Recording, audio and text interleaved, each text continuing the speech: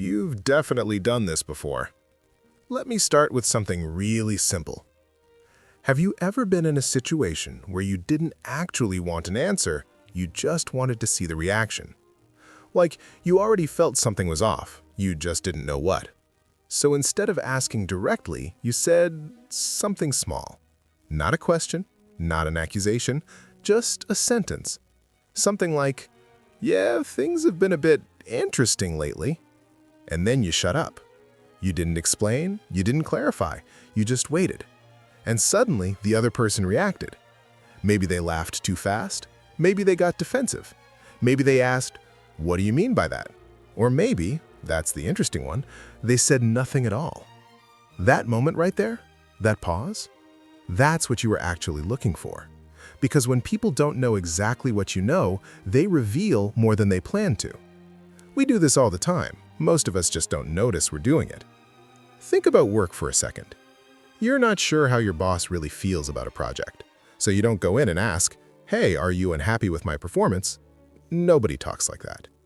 Instead, you casually say something like, "Feels like priorities are shifting a bit lately." And then you watch their face. Do they reassure you immediately? Do they change the subject? Do they suddenly start explaining things you didn't ask about? That reaction tells you way more than a yes or no answer ever could. Or think about friendships. You feel distance, but you're not sure why. So you drop a line like, "People seem busy these days." You're not blaming anyone, you're not accusing, you're just putting a tiny stone into the water. And the ripples tell you everything. Some people lean in, some people pull away. Some people suddenly get uncomfortable. Same words, different reactions. That's not random. Or social media. This one's fun. People post something vague, not dramatic, not specific, just vague enough. And suddenly, certain people show up in the comments, certain people disappear. Certain people start asking questions. The post wasn't the point. The reaction was. Now here's the important part. This is not manipulation in the cartoon villain sense. This isn't about controlling people like chess pieces. It's about information. When you don't have clarity, you don't charge straight ahead. You create a situation where the truth leaks out on its own. Because here's the uncomfortable truth about humans. We are really bad at hiding reactions. We can rehearse answers, we can lie with words, but reactions?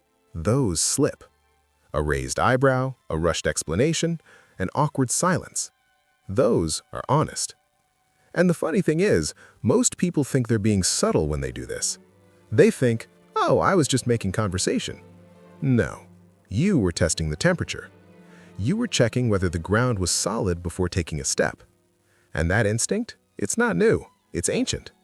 Long before contracts, before surveys, before open communication, people figured out that if you push directly, you create resistance.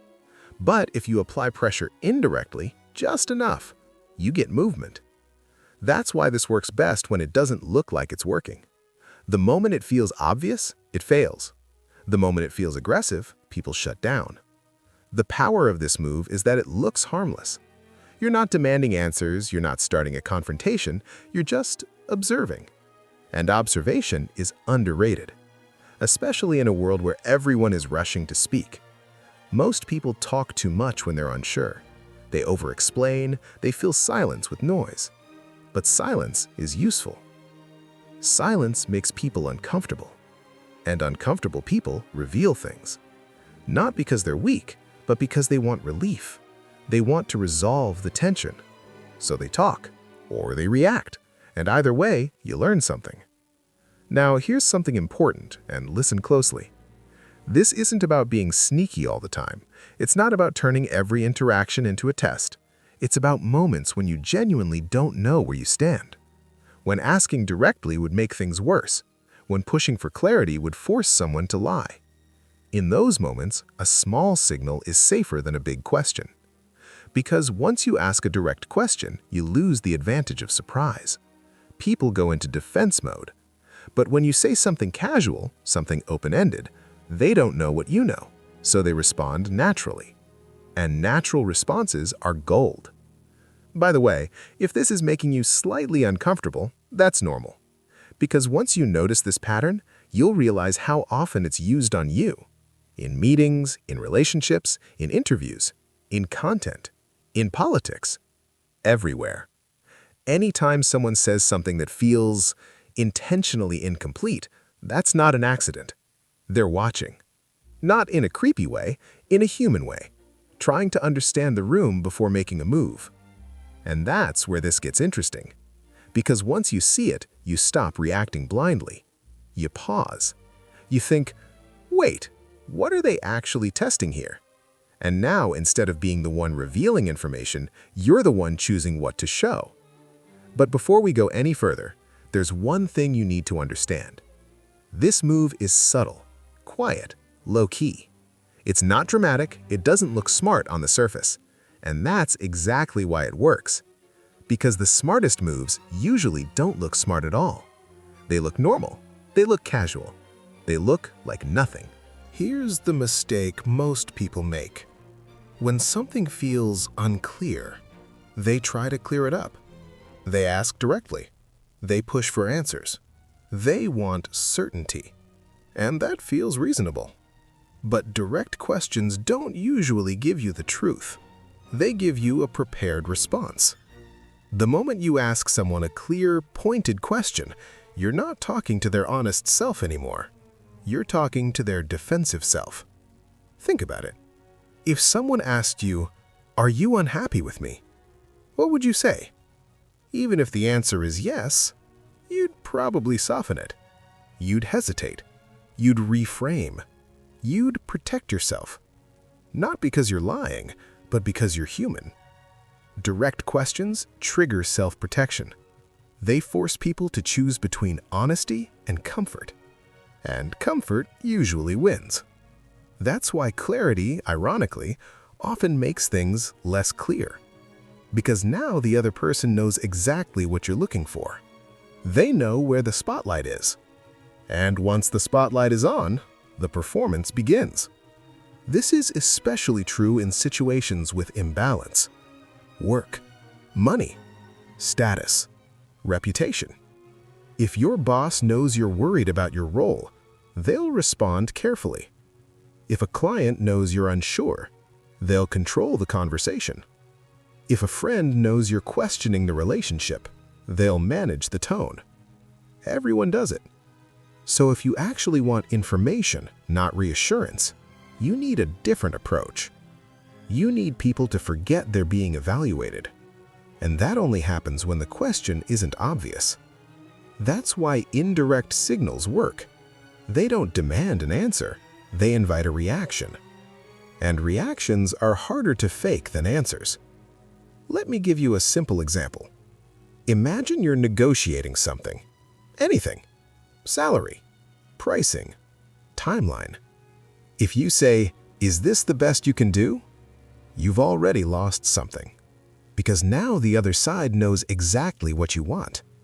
But if you casually say, "Yeah, I've been seeing very different ranges lately," and then you stop, now they fill the silence. They might justify. They might explain. They might adjust. Or they might reveal where the real boundary is. Same information, different method. One demands, the other observes. And observation is quiet power. Another example, relationships. If you say, "Why have you been distant?" you're asking for a story. You'll get one. But if you say, "Things feel different lately," and leave it there, now you're watching. Do they lean in? Do they dismiss it? Do they change the subject? That reaction tells you whether the distance is real, accidental, or intentional. Words lie politely. Reactions tell the truth awkwardly. Now here's the part most people miss. This only works if you don't rush the moment. Silence is not a gap to fill. Silence is the test. The moment you explain yourself too much, you ruin it, because now you've shown your cards. That's why this technique feels uncomfortable to use. You have to sit in the silence. You have to resist the urge to clarify. Most people can't. They get nervous. They overtalk. They save the other person from discomfort. And by doing that, they save the other person from revealing anything. Think of silence like pressure. Too much pressure? Things break. Too little pressure? Nothing moves. The right amount? That's where information leaks. And notice something else. This isn't about being clever with words. It's about timing and restraint. The sentence itself doesn't matter that much.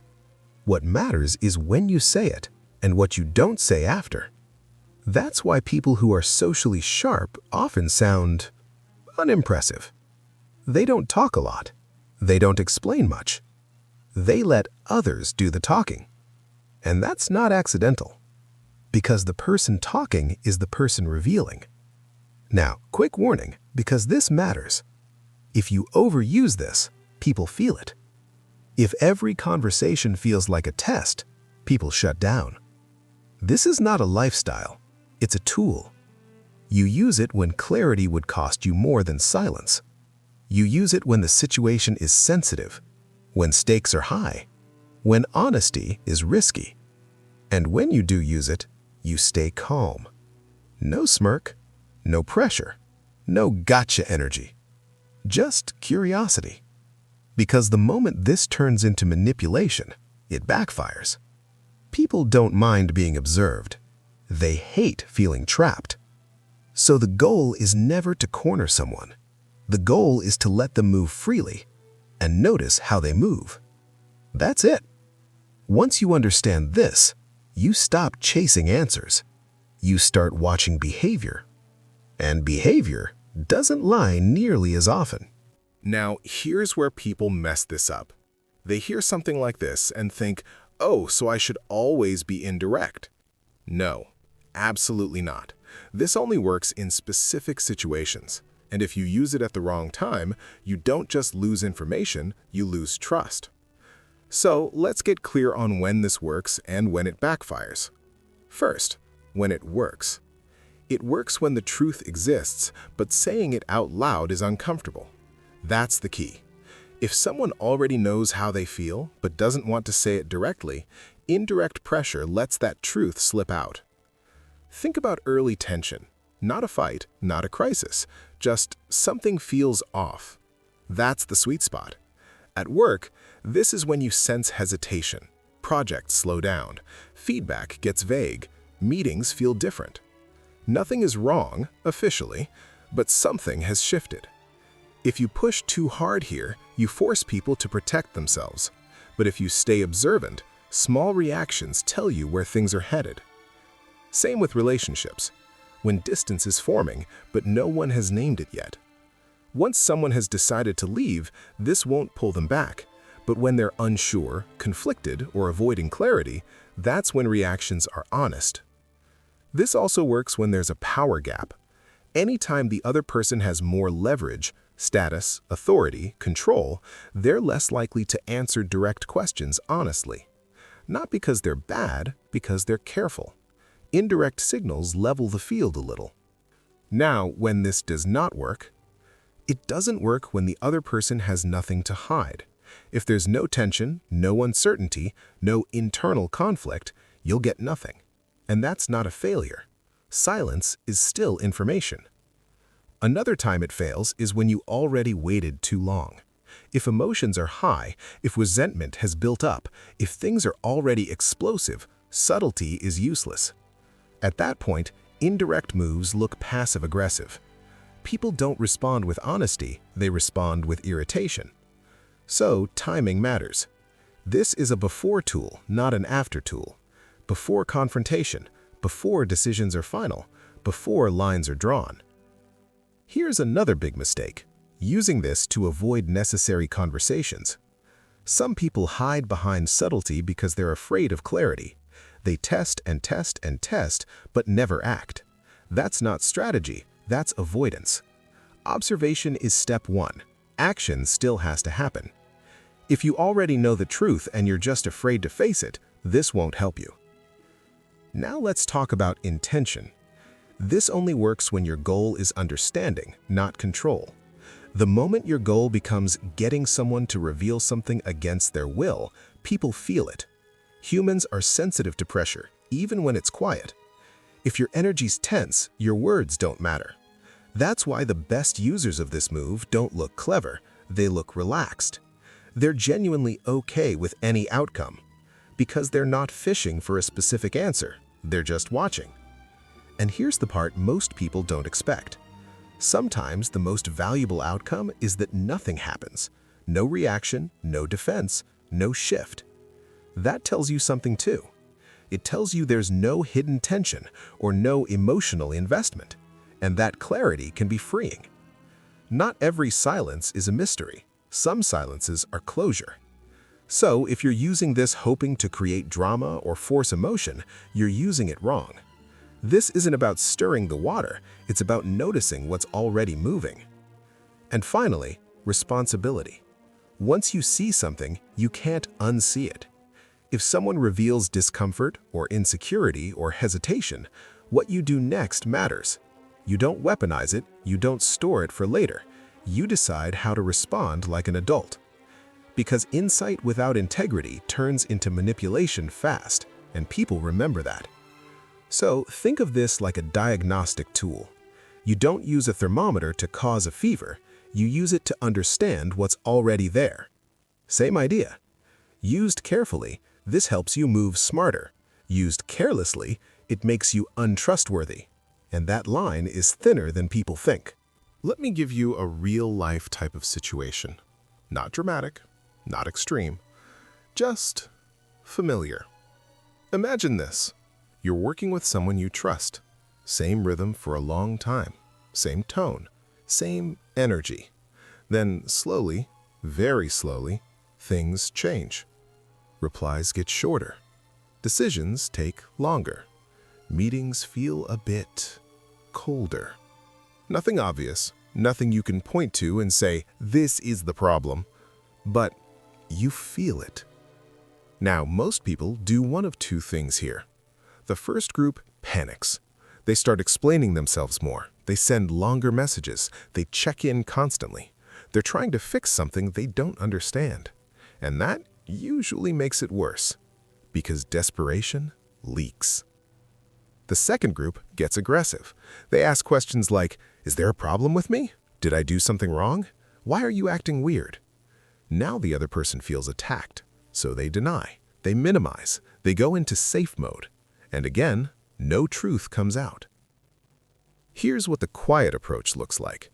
You don't confront, you don't explain, you don't accuse. You say something neutral. Something like, feels like the pace has changed a bit lately. That's it. No blame, no follow-up, no explanation. And then, this is the hard part, you stop talking. Now watch. If the other person immediately reassures you, explains context, offers clarity, there's probably no deeper issue. If they get defensive, or overly logical, or strangely emotional, you just learned something. If they brush it off too quickly or change the subject, you learned something else. And if they pause, that long pause, that's where the truth usually lives. Now here's where people mess up. Mistake number one. They rush to fill the silence. They get uncomfortable and say, oh, I mean, it's probably nothing. I'm just overthinking. Anyway, never mind. And boom, moment gone. Silence only works if you let it exist. Mistake number two, they turn it into a test. They sit there thinking, okay, if they say X, it means Y. That mindset poisons the whole thing, because now you're not observing, you're judging, and people feel that energy. The goal is not to trap someone into revealing a secret. The goal is to see how comfortable they are being honest. Mistake number three, they collect information but never act. They notice distance, they notice hesitation, they notice signals. And then, nothing. Weeks go by, months go by. At that point, subtlety turns into avoidance. Insight is useless if it doesn't change your behavior. Sometimes the right move is a direct conversation, after you understand the landscape. Sometimes the right move is to step back. Sometimes it's to adjust expectations. Sometimes it's to walk away. But doing nothing is still a choice. and usually not a good one. Mistake number 4. Using this on the wrong people. Some people are already transparent. They tell you exactly how they feel. Using indirect pressure on them just feels weird. It creates confusion where there wasn't any. This works best with people who are conflicted, cautious, or constrained, not with people who are open by nature. And here's the last mistake, the subtle one. Using this to feel smart. The moment you start enjoying the process more than the clarity, you've crossed a line. This isn't a game. It's a way to reduce uncertainty without escalating tension. That's it. When done right, the other person doesn't feel tricked. They feel understood. Because you didn't force them. You gave them space. And people reveal the most when they feel safe enough to be imperfect. That's why this works. Not because it's clever, but because it respects human nature. So here's the simplest way to think about all of this. When something feels unclear, your instinct is to reduce uncertainty as fast as possible. You want answers, you want closure, you want to know. That instinct is understandable, but speed and clarity don't always go together. Sometimes the fastest way to lose the truth is to demand it. Because the moment you force clarity, you change behavior. People stop being themselves and start managing the situation. That's why the real skill here is not what you say, it's what you can tolerate. Can you tolerate not knowing for a moment? Can you tolerate silence? Can you tolerate someone reacting in a way you didn't expect without immediately fixing it? Most people can't. They rush in to smooth things over, they rush in to explain, they rush in to protect the relationship, their image, their comfort. And in doing that, they erase the signal. Think of it this way. If you're driving at night and the road is foggy, you don't slam the accelerator, you slow down, you watch the edges, you notice small changes. This approach is the same. You're not trying to expose someone, you're trying to see the road. And once you see it, you can choose how to move. Sometimes that means having the direct conversation, but now you're prepared. Sometimes it means adjusting expectations. Sometimes it means stepping back emotionally. Sometimes it means realizing the problem wasn't real at all. But all of those choices are better than guessing. Here's the quiet truth. People reveal themselves all the time, not in speeches, not in confessions, in tone, in timing, in what they rush to explain, in what they avoid. You don't need to provoke that, you just need to notice it. And the less you try to control the outcome, the clearer things become. That's the part nobody tells you. This isn't about power over others, it's about discipline over yourself. The discipline to pause, to watch, to let a moment breathe. And once you have that discipline, you don't feel the need to chase certainty anymore. You let it come to you. And it usually does.